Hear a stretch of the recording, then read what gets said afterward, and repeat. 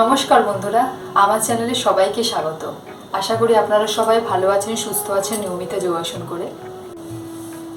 তো ফ্রেন্ডস, আজ আমি আপনাদের যে যোগাসনটি দেখাবো সেটা হচ্ছে গ্রীবাসন। এটি খুব ভালো একটি যোগাসন, বিশেষত যাদের পিঠে, ঘাড়ে এবং কোমরে ব্যথা আছে তাদের জন্য খুব উপকারী একটি যোগাসন গ্রীবাসন। তো ফ্রেন্ডস, আগে আমি কিভাবে করতে হয় যোগাসনটি সেটা আপনারা দেখে নিন, তারপরে আমি এর উপকারিতা এবং কন্টেন্ডিকেশন নিয়ে আলোচনা করব।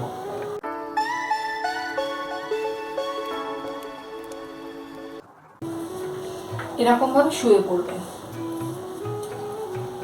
এবার দুটো হাঁটু এরকম করে ফোল্ড করতে হবে, ঠিক আছে? ফোল্ড করে নিয়ে আস্তে আস্তে আস্তে আস্তে মৎস্যাসন যেভাবে করেন মাথাটা ঢুকিয়ে দিতে হবে এই পজিশনে। এই মাথাটা এরকম রাউন্ডের সাথে টাচ করে এই পজিশনে স্টে করে থাকতে হবে 20 থেকে 30 সেকেন্ড।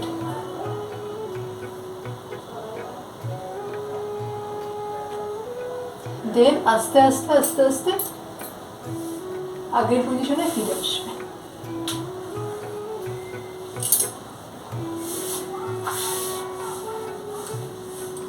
এখানে একটু শবাসন করে নেবেন।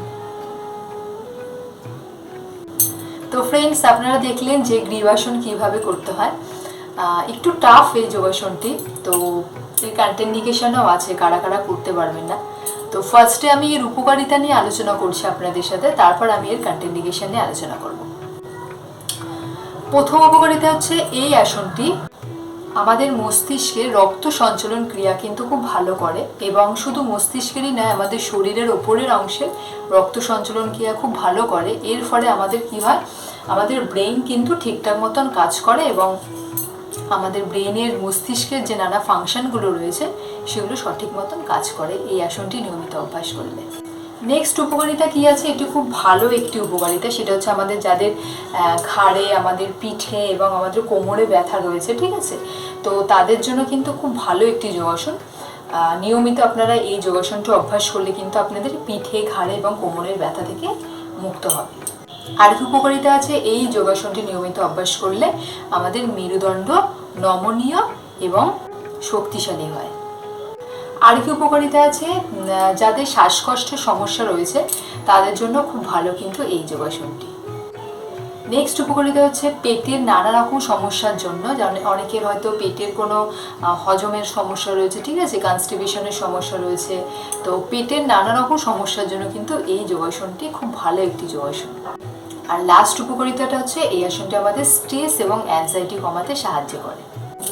তো ফ্রেন্ডস, আপনারা দেখলেন যে গ্রীবাসনের কি কি উপকারিতা আছে। এবার আমি আলোচনা করব এর কন্টেন্ডিকেশন কি কি আছে, কি কি সাবধানতা আছে, কারা কারা এই যোগাসনটি করতে পারবেন না। প্রথমত হচ্ছে যাদের ঘাড়ে, পিঠে এবং কোমরে প্রচণ্ড ব্যথা আছে, সিভিয়ার পেইন আছে বা কোনো সার্জারি হয়েছে, তারা কিন্তু এই আসনটি একদমই করবেন না। আর কি সাবধানতা আছে, যাদের সার্ভাইকাল স্পন্ডালাইটিস আছে তারাও কিন্তু এই আসনটি করতে পারবেন না। তো ফ্রেন্ডস, আপনারা দেখলেন যে গ্রীবাসনের উপকারিতা এবং এর সাবধানতা কী কী আছে এবং আসনটি কিভাবে করতে হয়। তো আপনারা যে যোগাসনগুলো করেন সেই যোগাসনের তালিকায় এই আসনটি রাখতে পারেন, খুব ভালো একটি যোগাসন। বিশেষত বাচ্চাদের জন্য তো খুব ভালো একটি যোগাসন, ইজি হবে তাদের এই যোগাসনটি করতে। তো আজকের মতো ভিডিওটি এতটা পর্যন্তই রইল। আর ভিডিওটি কেমন লাগলো অবশ্যই আপনারা কমেন্ট করে জানান, মানে যোগাসনটি কেমন লাগলো। আর যারা এখনও আমার চ্যানেল সাবস্ক্রাইব করেনি তারা প্লিজ আমার চ্যানেলটি সাবস্ক্রাইব করুন, যাতে আমি অনেক মানুষের কাছে পৌঁছতে পারি এবং আপনাদের মতনই তাদেরকে ভালো রাখতে পারি। তো নমস্কার, ভালো থাকুন, সুস্থ থাকুন আর নিয়মিত যোগাসন করুন।